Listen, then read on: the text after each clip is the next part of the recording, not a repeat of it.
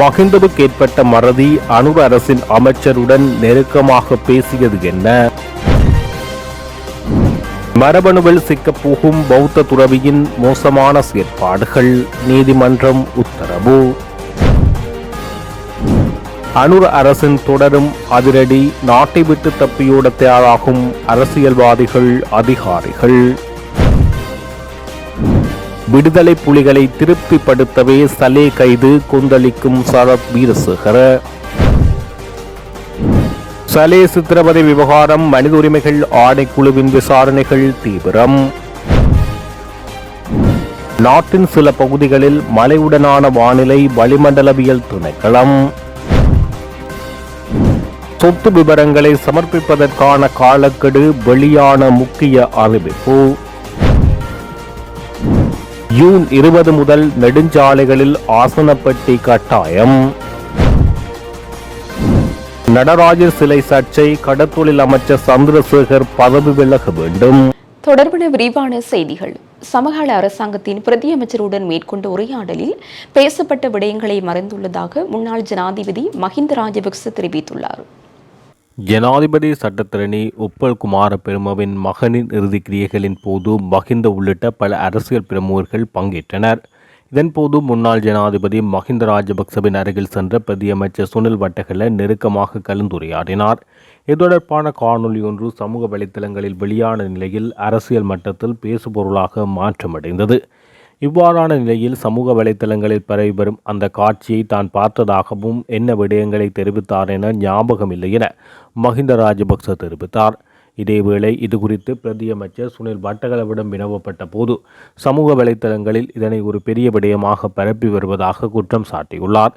மஹிந்த ராஜபக்சவிடம் உயிரிழந்த இளைஞனின் திடீர் மரணத்துக்கான காரணத்தை கூறியதாகவும், அதனை தவிர்த்து வேறெந்த அரசியல் விடயங்களையும் பேசவில்லை என அவர் குறிப்பிட்டுள்ளார். அனுராதபுரத்தில் சிறுமியை தகாத செயற்பாட்டுக்கு உட்படுத்திய பிக்குவின் மரபணுவை பரிசோதனை செய்யுமாறு நீதிமன்றம் உத்தரவிட்டுள்ளது. இன்றைய தினம் அரச பகுப்பாய்வாளர் திணைக்களத்துக்கு சென்று அரச பகுப்பாய்வாளரிடம் தனது இரத்த மாதிரியை வழங்குமாறு பல்லேகம கேமரத்ன தீரருக்கு அனுராதபுர பிரதம நீதவான் சிபத் சதிந்து விக்ரமரத்ன உத்தரவிட்டுள்ளார். மரபணு பரிசோதனைக்காக இதனை வழங்குமாறு அறிவிக்கப்பட்டுள்ளது. இரத்த மாதிரியை வழங்கிய பின்னர் மேற்கொள்ளப்படும் மரபணு பரிசோதனை அறிக்கையை நீதிமன்றத்தில் சமர்ப்பிக்குமாறு அரச பகுப்பாய்வாளருக்கு பிரதம நீதவான் உத்தரவிட்டுள்ளார். நிட்டம்புவ போலீசார் மேலதிக அறிக்கை ஒன்றின் மூலம் நீதிமன்றத்துக்கு முன்வைத்த தகவல்களை கருத்தில் கொண்டு அனுராதபுரம் பிரதம நீதவான் இந்த உத்தரவை பிறப்பித்துள்ளார். நீதிமன்ற உத்தரவின் பேரில் மரபணு பரிசோதனைக்காக அரச பகுப்பாய்வாளரிடம் முன்னதாக அனுப்பப்பட்டிருந்த சிறுமியால் புதைக்கப்பட்ட நிலையில் கண்டெடுக்கப்பட்ட ஆடைகள் அரச பகுப்பாய்வாளரிடம் ஒப்படைக்கப்பட்டதாக நிட்டம்புவ போலீசார் மேலதிக அறிக்கையை சமர்ப்பித்து நீதிமன்றத்தில் தெரிவித்துள்ளனர். அதற்கமைய வழக்கு பொருட்களாக பெயரிடப்பட்டுள்ள அந்த ஆடைகள் தொடர்பான அரச பகுப்பாய்வாளர் மரபணு பரிசோதனை ஒன்றை நடாத்தியுள்ளனர். சிறுமியின் ஆடைகளில் மரபணு காணப்படுவது அந்த பரிசோதனையின் மூலம் உறுதி செய்யப்பட்டுள்ளதாக அரச பகுப்பாய்வாளரின் அறிக்கை வெளிப்படுத்தியுள்ளதாக போலீசார் நீதிமன்றத்தில் தெரிவித்தனர். சிறுமியொருவரை கொடூரமான முறையில் தகாத செயற்பாட்டுக்குட்படுத்தியதாக குற்றம் சாட்டப்பட்டுள்ள சந்தேக நபரான பிக்கு கடுமையான நிபந்தனைகளின் கீழ் பிணையில் விடுவிக்கப்பட்டுள்ளார். சந்தேக நபர் அட்டமஸ்தானங்களின் விகாராதிபதியாக கடமையாற்றி வந்த நிலையில் கடந்த வெசாக் நோன்மதி தினத்தன்று அந்த பதவி இடைநிறுத்தப்பட்டமை குறிப்பிடத்தக்கது. இலங்கையில் பல்வேறு ஊழல் குற்றச்சாட்டுகளில் ஈடுபட்ட அரசியல்வாதிகள் மற்றும் உயர்மட்ட அரசு அதிகாரிகளுக்கு எதிரான விசாரணைகள் அடுத்து வரும் வாரங்களில் இடம்பெற உள்ளதாக தெரியவந்துள்ளது. இதன் காரணமாக நாட்டை விட்டு தப்பியோடு அவர்கள் திட்டமிட்டுள்ளதாக புலனாய்வு தகவல்கள் மூலம் தெரிய வந்துள்ளது. இந்த நிலையில் பல்வேறு குற்றச்சாட்டுகள் தொடர்பான விசாரணைகளின் கீழ் வெளிநாட்டு பயணத்தடை விதிக்கப்பட்டுள்ள அரசியல்வாதிகள் மற்றும் உயர் அரசு அதிகாரிகள் கண்காணிக்கப்பட்டு வருவதாக தகவல்கள் வெளியாகியுள்ளன. அவர்கள் குறித்து தொடர்ந்து கண்காணிப்பதற்காக அரச புலனாய்வு பிரிவினர் ஈடுபடுத்தப்பட்டுள்ளதாக அரசாங்கத்தின் உள்ளக தகவல்கள் தெரிவிக்கின்றன. தற்போது மேற்கொள்ளப்படும் விசாரணைகள் மற்றும் சட்ட நடவடிக்கைகளை தவிர்த்து குறித்த நபர்கள் பல்வேறு வழிகளில் வெளிநாடுகளுக்கு தப்பி செல்வதற்கான வாய்ப்புகள் உள்ளதாக சந்தேகம் எழுந்துள்ளது. இதன் காரணமாக அவர்களை கண்காணிக்குமாறு அரசின் உயர்மட்ட புலனாய்வுத்துறைக்கு அறிவித்துள்ளது. குற்றப்புலனாய்வு திணைக்களமும் லஞ்ச ஒழிப்பு அல்லது ஊழல் விசாரணை ஆணைக்குழுவும் கடந்த காலங்களில் பல்வேறு அரசியல்வாதிகள் மற்றும் அதிகாரிகள் சிலருக்கு எதிராக நீதிமன்றத்தின் ஊடாக வெளிநாட்டு பயண தடைகளை பெற்றுக்கொள்ள நடவடிக்கை எடுத்திருந்தமை குறிப்பிடத்தக்கது. விடுதலை புலிகள் அமைப்பினரை திருப்திப்படுத்தவே சுரேசாலையை கைது செய்து துயரத்திற்குள்ளாக்குகின்றதாக முன்னாள் அமைச்சர் சரத் வீரசேகர குற்றம் சாட்டியுள்ளார். விடுதலை புலிகள் அமைப்பினரை திருப்திப்படுத்தவே அரசு சுரேஷ் சாலேயை கைது செய்து துயரத்துக்கு உள்ளாக்குகின்றதாக முன்னாள் அமைச்சர் சரத் வீரசேகர குற்றம் சாட்டியுள்ளார். அத்துடன் சுரேஷ் சாலே எவ்வித நீதிமன்ற உத்தரவோ அல்லது முறையான சான்றுகளோ இன்றி கைது செய்யப்பட்டு கொடூரமான முறையில் சித்திரவதைக்கு உள்ளாக்கப்பட்டு வருவதாக சரத் வீரசேகர தெரிவித்தார். பத்திரமுள்ள நெலும் மாவட்டத்தில் உள்ள ஸ்ரீலங்கா பொதுஜன பெரமுன கட்சியின் தலைமையகத்தில் இடம்பெற்ற விசேட ஊடகவியலாளர் சந்திப்பில் அவர் இதனை தெரிவித்தார். உயிர்த்த ஞாயிறு பயங்கரவாத தாக்குதல் குறித்து விசாரணை நடத்துவதற்காக தேசிய அளவில் 7 ஆணைக்குழுக்களும் சர்வதேச ரீதியாக அமெரிக்காவின் FBI உள்ளிட்ட உலக புகழ்பெற்ற புலனாய்வு அமைப்புகளும் 4 பிரத்யேக விசாரணைகளை மேற்கொண்டு ஏற்கனவே ஒரு தீர்க்கமான முடிவுக்கு வந்துள்ளது. முறையான சாட்சியங்களின் அடிப்படையில் சுரேஷ் சாலே கைது செய்யப்பட்டிருந்தால் அதில் நமக்கு எந்த பிரச்சனையும் இல்லை. ஆனால் இங்குள்ள பிரச்சனை என்னவென்றால் அவர் சட்டத்துக்கு புறம்பாக நடத்தப்பட்ட விதம் கொடூரமானது. எவ்வித நீதிமன்ற உத்தரவோ சான்றுகளோ இன்றி கைது செய்யப்பட்டு அநாகரிகமாக நடாத்தப்படும் சுரேஷ் சாலேயிடம் அண்மையில் பெறப்பட்ட சட்ட மருத்துவ அதிகாரியின் அறிக்கையில் இந்த தொடர் சித்திரவதைகள் காரணமாக அவர் தற்கொலை செய்து கொள்ளும் கடுமையான மனநிலைக்கு தள்ளப்பட்டுள்ளார் என்பது தெளிவாக குறிப்பிடப்படுகிறது. இந்த கொடூர சம்பவம் நடந்து தற்போது 7 வருடங்கள் ஆகின்ற போதிலும் தாக்குதல் தொடர்பாக நடத்தியவர்கள் அதற்கு உதவியவர்கள் என அனைவரும் அடையாளம் காணப்பட்டு 24 பேருக்கு எதிராக தற்போது குற்றப்பத்திரிகை தாக்கல் செய்யப்பட்டு சட்டமா அதிபரினால் 23,270 குற்றச்சாட்டுகள் சுமத்தப்பட்டுள்ளது. அமெரிக்காவின் FBI அமைப்பு 2 வருடங்களாக விசாரணை நடத்தி இது ISIS சர்வதேச இஸ்லாமிய பயங்கரவாதிகளின் நேரடி தாக்குதல் என்றும் இதில் எவ்வித உள்நாட்டு அரசியல் பின்னணியும் இல்லை என சான்றுகளுடன் உறுதியாக கூறியுள்ளது. இந்த தற்கொலை தாக்குதலை நடத்தியது ஜக்ரான் என்பது நாம் அறிந்ததே. இதற்கான வெடிகுண்டுகள் தயாரிக்கப்பட்டது மக்கள் விடுதலை முன்னணியின் தேசிய பட்டியலில் இருந்த இப்ராஹிமின் தொழிற்சாலையில் ஆகும் என்பதுடன் அவரின் 2 மகன்களே இந்த தற்கொலை தாக்குதல்களை நடாத்தினார்கள். ஜக்ரானின் இஸ்லாமிய தீவிரவாதம் தலைதூக்கி வருவதாக 2-3 வருடங்களுக்கு முன்பே நாட்டில் அரச புலனாய்வு பிரிவின் மிக தெளிவாக எச்சரிக்கப்பட்டதாகவும் ஜக்ரானை கைது செய்ய 2 பிடியாணை உத்தரவுகள் பிறப்பிக்கப்பட்டன. தெளிவான சான்றுகள் இருந்தும் அன்று CID ஜக்ரானை கைது செய்ய தவறிவிட்டது. அவ்வாறு அன்று தங்களின் கடமையை தவறிவிட்டு தாக்குதலை தடுக்க தவறியவர்கள்தான் இன்று எவ்வித சாட்சியமுமின்றி சுரேஷ் சாலேவை தடுப்பு காவல் உத்தரவின் கீழ் கடந்த 4 மாதங்களாக சிறை வைத்து சித்திரவதை செய்வதாக தெரிவித்துள்ளார். தடுப்பு காவலில் உள்ள அரசு புலனாய்வு சேவையின் முன்னாள் பணிப்பாளர் சுரேஷ் சாலே சித்திரவதைக்கு உள்ளாக்கப்பட்டதாக முன்வைக்கப்படும் முறைப்பாடு தொடர்பில் இலங்கை மனித உரிமைகள் ஆணைக்குழு தொடர்ந்து விசாரணைகளை முன்னெடுத்து வருகின்றது. இதற்கமைய குற்றப்புலனாய்வு திணைக்கள அதிகாரிகளிடமிருந்து மேலதிக வாக்குமூலங்கள் பெறப்பட்டுள்ளதாக ஆணைக்குழு தெரிவித்துள்ளது. முறைப்பாட்டின் அடிப்படையில் சுரேஷ் சாலே தடுத்து வைக்கப்பட்டிருந்த சிறைக்கூடம் பரிசோதிக்கப்பட்டதுடன் காற்றோட்டம் உள்ளிட்ட சில அடிப்படை வசதிகளில் குறைபாடுகள் காணப்பட்டதாக தெரிவிக்கப்பட்டுள்ளது. மேலும் அருகிலிருந்த கைதிகள் மற்றும் அதிகாரிகளிடமிருந்து வாக்குமூலங்கள் பதிவு செய்யப்பட்டுள்ள நிலையில் தற்போது வைத்தியசாலைக்கு சிகிச்சை பெறும் சுரேஷ் சாலேவுக்கு வழங்கப்படும் மருத்துவ வசதிகளும் கண்காணிக்கப்பட்டு வருவதாக மனித உரிமை ஆணைக்குழு தெரிவித்துள்ளது. நாட்டின் சில பகுதிகளில் இன்று மழையுடனான வானிலை நிலவக்கூடும் என வளிமண்டலவியல் திணைக்களம் தெரிவித்துள்ளது. இன்றைய தினத்துக்கான வானிலை தொடர்பில் வளிமண்டலவியல் திணைக்களம் வெளியிட்டுள்ள அறிக்கையில் இந்த விடயம் தெரிவிக்கப்பட்டுள்ளது. இதன்படி மேல் சப்ரமுக மற்றும் வடமேல் மாகாணங்களிலும் காலி மாத்தறை கண்டி மற்றும் நுரேலியா மாவட்டங்களிலும் மழை பெய்யக்கூடும். அதே நேரம் ஊவா மற்றும் கிழக்கு மாகாணங்களிலும் முல்லைத்தீவு மாவட்டத்திலும் பிற்பகல் 2 மணிக்கு பின் மழை அல்லது இடியுடன் கூடிய மழை பெய்யக்கூடும். அத்துடன் மத்திய மலைநாட்டின் மேற்கு சரிவு பகுதிகளிலும் தென் மற்றும் வடமத்திய மாகாணங்களிலும் திருகோணமலை மாவட்டத்திலும் அவ்வப்போது மணத்தியாலத்துக்கு 30 முதல் 40 கிலோமீட்டர் வேகத்தில் ஓரளவு பலத்த காற்று வீசக்கூடும் என எதிர்பார்க்கப்படுகிறது. இதேவேளை களு, நெல்லவலா மற்றும் பிரதான ஆறுகளின் நீர்மட்டம் குறைவடைந்துள்ளதாக நீர்ப்பாசன திணைக்களம் தெரிவித்துள்ளது. அதற்கமைய முன்னதாக வெள்ள அபாயம் விடுக்கப்பட்ட பகுதிகளில் உள்ள ஆறுகளின் நீர்மட்டம் குறைவடைந்துள்ளதாக தெரிவிக்கப்பட்டுள்ளமை குறிப்பிடத்தக்கது. 2026ஆம் ஆண்டுக்கான வருடாந்த சொத்து மற்றும் பொறுப்பு விவரங்களை சமர்ப்பிப்பதற்கான இறுதி திகதி இவ்வருடம் ஜூன் மாதம் 30ஆம் திகதியுடன் நிறைவடைகின்றதாக லஞ்சம் மற்றும் ஊழல் விசாரணை ஆணைக்குழு அறிவித்துள்ளது. 2023ஆம் ஆண்டின் 9ஆம் இலக்க ஊழல் எதிர்ப்பு சட்டத்தின் 81 பிரிவின் கீழ் வரையறுக்கப்பட்டுள்ள அனைத்து அரசு அதிகாரிகள் மற்றும் ஏனைய பிரிவினர் தமது சொத்து விவரங்களை சமர்ப்பிப்பது கட்டாயமாக்கப்பட்டுள்ளது. கடந்த காலங்களில் 1975ஆம் ஆண்டின் 1ஆம் இலக்க சட்டத்தின் கீழ் சொத்து விவரங்களை சமர்ப்பித்தவர்களுக்கும் புதிய சட்டத்தின் கீழ் உள்வாங்கப்பட்ட புதிய வகை அதிகாரிகளும் குறித்த விவரங்களை சமர்ப்பிக்க வேண்டும். அத்துடன் இந்த ஆண்டு முதல் மத்திய இலத்திரனியல் முறைமையின் ஊடாக மாத்திரமே தமது சொத்து விவரங்கள் சமர்ப்பிக்க வேண்டும் என ஆணைக்குழுவின் பணிப்பாளர் நாயகம் RST ஜனநாயக தெரிவித்துள்ளார். புதிய சட்டத்தின் கீழ் பதிவு செய்யப்பட்ட தொழிற்சங்கங்களின் நிறைவேற்று அதிகாரிகள், பத்திரிகை நிறுவனங்களின் உரிமையாளர்கள், ஆசிரியர்கள் மற்றும் ஆசிரியக்குழு உறுப்பினர்கள் தனியார் வானொலி மற்றும் தொலைக்காட்சி நிறுவனங்களின் உரிமையாளர்கள், ஆசிரியர்கள் மற்றும் ஆசிரியர் குழு உறுப்பினர்கள் விவரங்களை சமர்ப்பிக்க வேண்டும். அத்துடன் தேசிய விளையாட்டு சங்கங்களின் உத்தியோகத்தர்கள், சுங்க திணைக்கள அதிகாரிகள் உள்ளிட்ட தரப்பினர் தமது சொத்து விவரங்களை சமர்ப்பிப்பது அவசியம் என தெரிவிக்கப்பட்டுள்ளது. எதிர்வரும் 20ஆம் தேதி முதல் நெடுஞ்சாலைகளில் பயணிக்கும் அனைத்து வாகனங்களிலும் ஆசனப்பட்டி அணிவது கட்டாயமாக அமல்படுத்தப்பட உள்ளதாக தேசிய பாதுகாப்பு சபை தெரிவித்துள்ளது.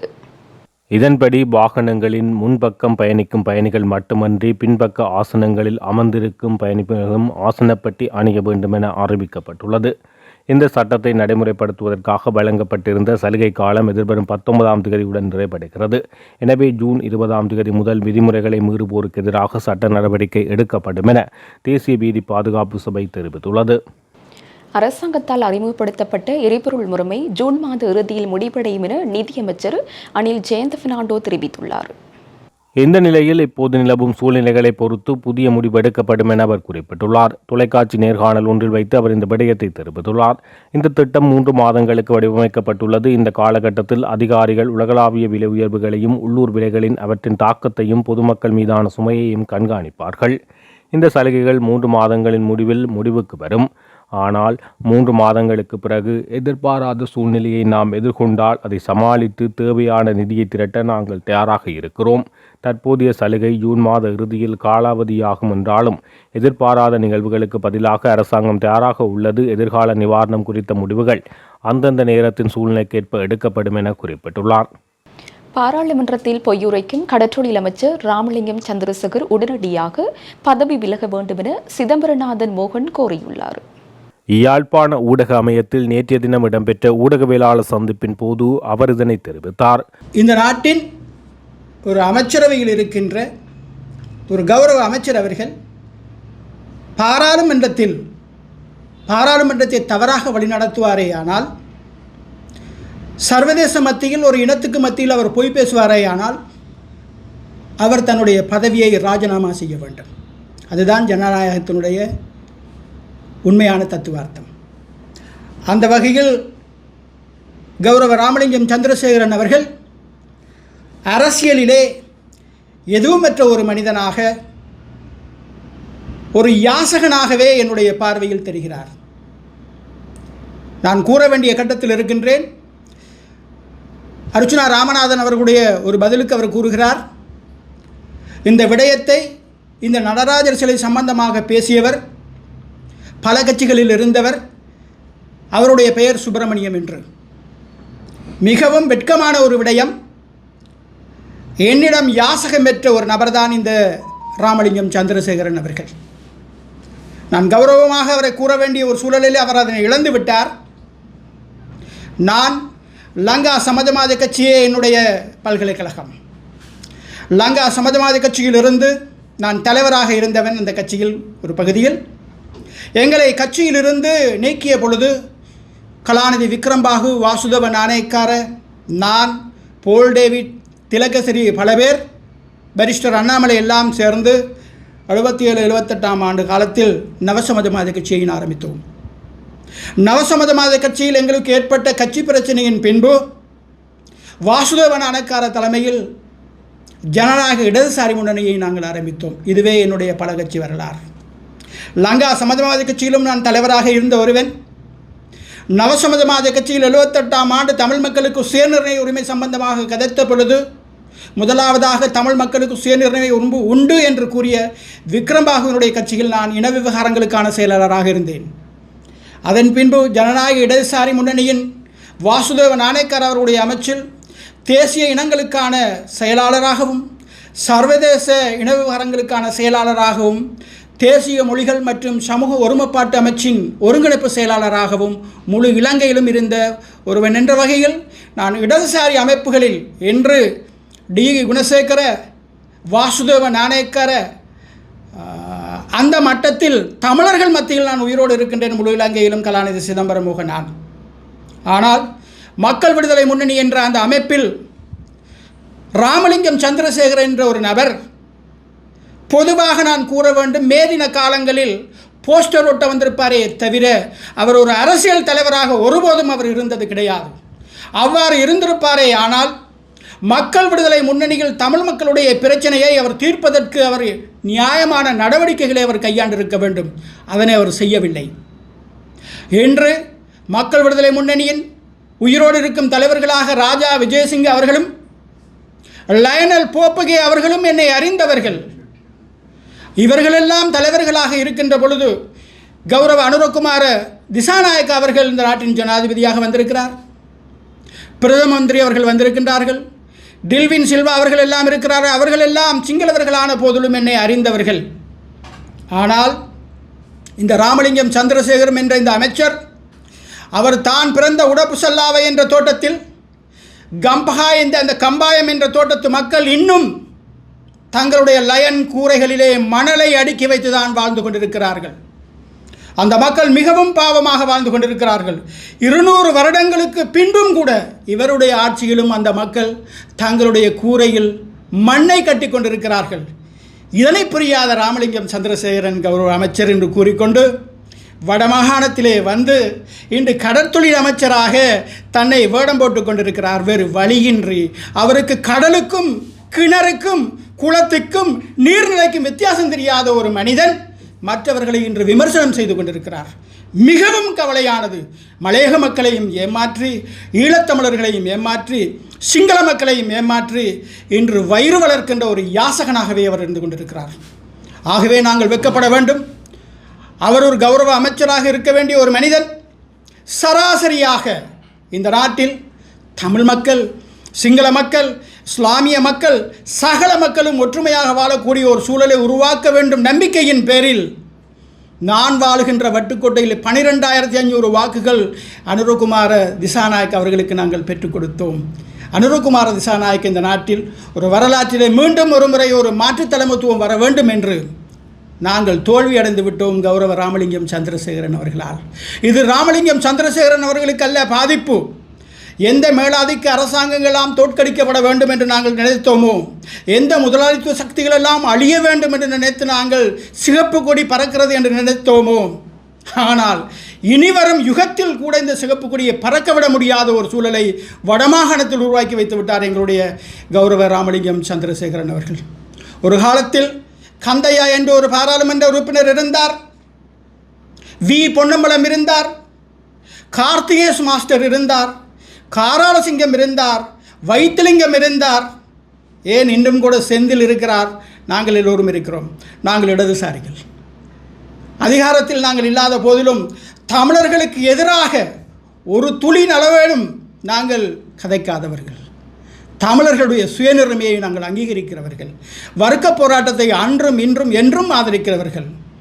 யுத்தம் முடிந்த பின்பு இன்று கதைக்கின்ற இந்த ராமலிங்கம் சந்திரசேகர் அவர்கள்தான், இவர்களுடைய குடும்பம், இவர்களுடைய அரசியல்வாதிகள் தான் மஹிந்தவிடம் சென்று யுத்த வெற்றிக்காக பால் சோறு சாப்பிட்டவர்கள். நாங்கள் பால் சோறு சாப்பிடவில்லை. நாங்கள் மஹிந்த ராஜபக்ச அவர்களுக்கு சொன்னோம், நாங்கள் பால் சோறு சாப்பிடுவதானால் தமிழ் மக்களுடைய பிரச்சனை தீர்க்கின்ற பொழுது, தமிழர்களுடைய அரசியல் தீர்வு காணுகின்ற பொழுது நாங்கள் எல்லோரும் ஒன்றாக பால் சோறு சாப்பிடுவோம் என்று கூறி பால் சோறு சாப்பிடாதவர்கள் நாங்கள். அவ்வாறு பால் சோறு சாப்பிட்டவர்கள். அது மட்டுமில்லை, வவனியாவிலிருந்து வீரவன்ச தலைமையில் தமிழர்களை கடுமையான சண்டை காலத்தில் யாழ் வவனியாவுக்கு துரத்திய பொழுது எதிராக நின்றவர்கள் நாங்கள். ஆகவே கௌரவ ராமலிங்கம் சந்திரசேகரன் அவர்களுக்கு வரலாறு தெரியாது, அரசியல் தெரியாது, அவர் பேசுகின்ற மொழி அவருக்கே தெரியாது. இந்த சூழலில் அவர் ஏனையவர்களை பார்த்து கூறக்கூடாது. நான் இடதுசாரி தலைவர்களில் இன்று சிரேஷ்ட தலைவர்கள் ஒருவராக யாழ்ப்பாண மக்கத்தில் வாழ்ந்து கொண்டிருக்கிறேன். அது மாத்திரமல்ல, தென்னிலங்கையில் 68,000 சிங்கள இளைஞர்கள் கொலை செய்யப்பட்ட பொழுது எவருமே பயந்திருந்த சூழலில் அன்று 68,000 சிங்கள இளைஞர்களுக்காக ஜெனீவா செல்வதற்காக மஹிந்த ராஜபக்ச அவர்கள் ஸ்ரீலங்கா சுதந்திர கட்சியின் தலைவராகவும் நவசமதமாஜ கட்சியின் சார்பில் வாசுதேவ நாணயக்கார அவர்களும் செல்லுகின்ற பொழுது அந்த காலத்தில் அந்த பயல் கோப்புகளை விமான நிலையத்துக்கு கொண்டு செல்ல முடியாது. அந்த விமான கோர்ப்புகளை கொண்டு செல்வதற்கு ஒரு காலத்தில் தினகரனில் இருந்த ராமமூர்த்தியும் நானும் சென்றிருக்கிறோம்.